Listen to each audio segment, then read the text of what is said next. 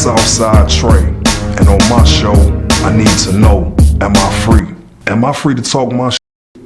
Cause I'ma just get straight to it. Longtime supporters and cheerleaders for Donald Trump have taken a pivotal turn in their trust for Donald Trump. The Republican lawmakers are trying to pass bills to block Trump from moving ahead with this war. The only thing that I could think to say is, who the f did y'all think y'all was voting for? Who the hell did y'all think that y'all was selecting to become the president of the United States? Because I'm talking to the Republicans and I'm talking to the Republican lawmakers that are all of a sudden taken aback by the actions of the president of their choice. What the hell has happened over the past 10 or 15 years to make these people believe that this man wouldn't jump at the first chance to go to war? When have we ever seen Donald Trump be peaceful? We've seen this man get online and go back and forth with countless people over a variety of things. Why do they think so many people dislike and protest Donald Trump? This is why I never really get into politics, because this is kind of stupid to me. It's either we're gonna have a president that's gonna do the right thing or not. Almost everything that this man has done since he had his sights set on the White House has been questionable, to say the least. Donald Trump was just elected president in November. It hasn't even been an entire year, and almost 60% of the things that he's done to this point has been reckless. And now that America is on the brink of World War III, they finally see who Donald Trump really is. Even when Donald Trump was on reality TV, I saw a man that just loved to start shit. He loved to stir up trouble. And this was just reality TV.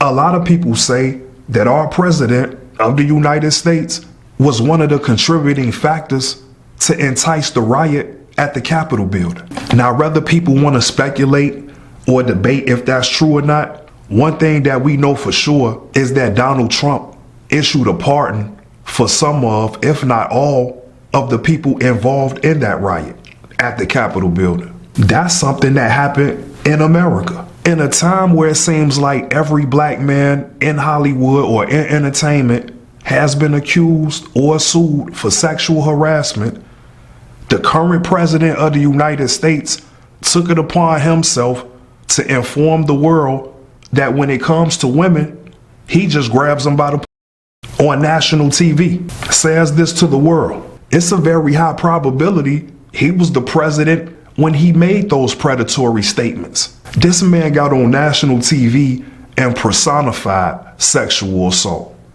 And somehow he was allowed back into the White House, associating with porn stars, and then these Epstein files, which it looks like nobody is ever gonna see.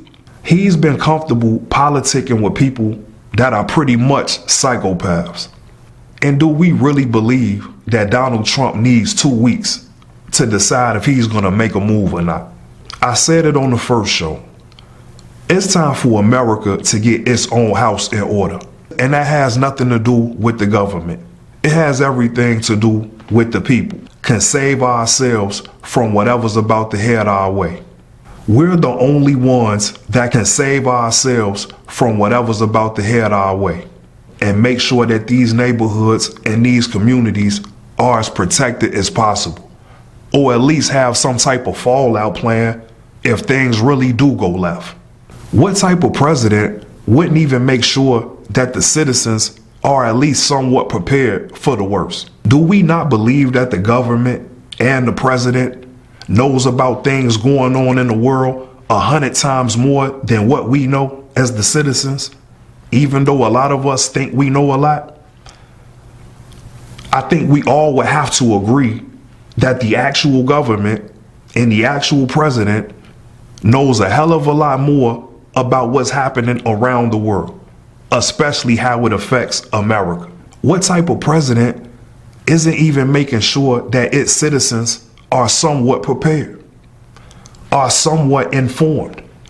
It's been reports in the last year about the state of New York informing its citizens, educating its citizens on what to do in the event of a nuclear attack.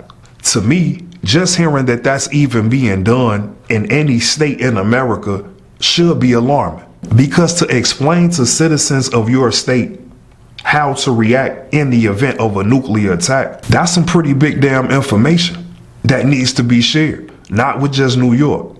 And if that statement is being made, somebody knows that war is on the table. Now, with that being said, what I'm about to say isn't even to defend Donald Trump, but these lawmakers, these Republican lawmakers that's trying to pass bills to block Trump from going ahead with this war, do those people not understand that the things that they're trying to block and ban Donald Trump from doing is what the President of the United States does? One of, if not the main job for the President of the United States is the Commander-in-Chief of the United States Army. I'm gonna say that one more time just to make sure we all can understand what's being said. You're trying to block and ban Donald Trump from doing exactly what it is his job description describes, that they help select him for. Am I free to ask y'all a question? Am I free to ask y'all something real quick? Is it really people in the world this stupid? Like, I really gotta ask that at this point right now. I know we get so caught up in people's job description, job title, rank, power, influence. We're just gonna have to come to the realization sooner than later that a lot of people with high ranking and high profile jobs don't know. God said that anything man-made is flawed. We couldn't have a better depiction of that than our United States government. It seems like America is never prepared for catastrophic events. Do y'all still not believe that COVID-19 was an attack? Or is that too deep for any real kind of comprehension? So I don't even know why I act so surprised that people really think Donald Trump is deciding whether or not he wants to go to war. As far as I'm concerned, this is the moment he's been waiting for. This is his moment. He strikes me as a guy that loves attention. And the way that he talks about making America great again and refers to presidents in the past, I don't think it's a stretch of the imagination to see that Donald Trump wants to go down as one of the greatest presidents of all time. Donald Trump wants his name in the history books. Every decision that Donald Trump has made in this second term should be all of the proof that we need. Donald Trump wants to go down in history as the president that put America on the right track.